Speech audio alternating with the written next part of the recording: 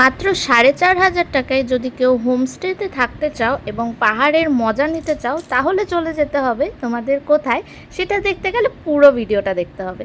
তো আমরা চলে গিয়েছিলাম এই দারুণ সুন্দর একটা পরিবেশে। দেখতেই পাচ্ছ সামনে একটা সুন্দর ব্যালকনি এবং সামনে চা হাতে নিয়ে কাঞ্চনজঙ্ঘার দর্শন।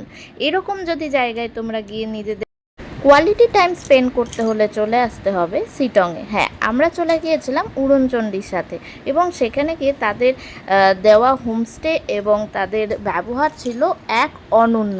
তো তোমরাও যদি এরকম জায়গায় আসতে চাও তাহলে তাদের সাথে অবশ্যই যোগাযোগ করে নিতে হবে। আর এই হোমস্টেটা আমরা যেটা ছিলাম সেটা হচ্ছে রেনিওয়াজ, এবং তার পাশেই একটা হোমস্টে ছিল সেটা হচ্ছে মেঘবালা। এটা থেকে তোমরা কিন্তু কাঞ্চনজঙ্ঘাটা ডিরেক্ট পাবে না সরাসরি।